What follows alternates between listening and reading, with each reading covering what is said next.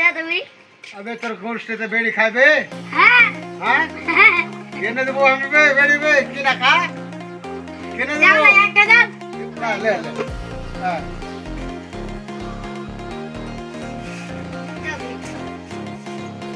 বেলবি না বে না তো দিব মার যাই লোন গলা রিকভারি করে আসি গে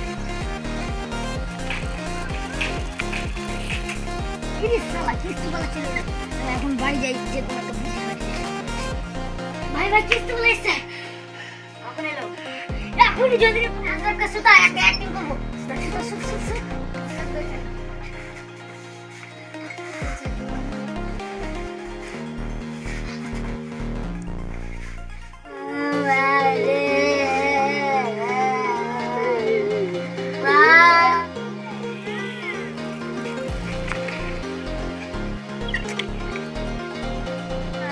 ডেলি বাহানা করছে লোন দিবেন না লিবেন যাই সালার কাছে হাতে নাতে ধরবো ভাই ভাই ও ভাই এ ভাই আর গায়ে তুমি কি কি কথা যার কাছে তুমি কিস্তি বসে মারা গেছে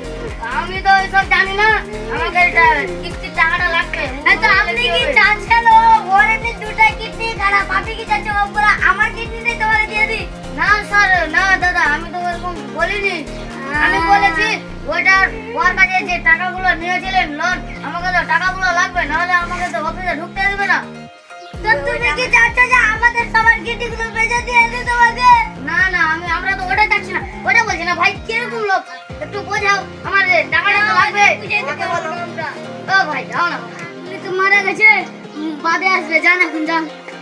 আচ্ছা ভাই এটা কিটা দেখি তো নাটক করছে নাকি আসলে তো মারা গেছে আজকেও টাকাটা পেলাম না না এরকম করে হবে না আমাকে ফকির সাজে আসতে হবে নাহলে এরা কিস্তি দিবে না যাই এখন দুদিন পর কি ফকির সাজে আসবে সালা রোজ রোজ বাহানা একদিনও কিস্তি দিবে না ফকির সাজে হাতে নাতে ধরবো যা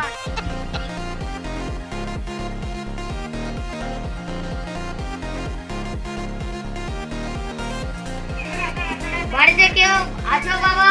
গাড়ি ভিড় গুলো নিয়ে যাও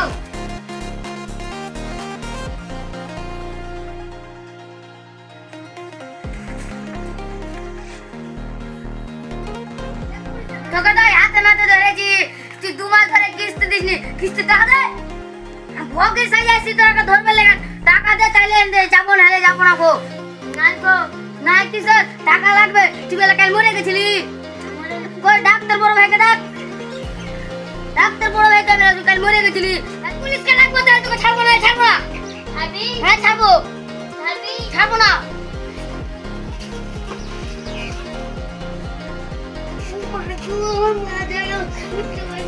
বাড়ি যাবো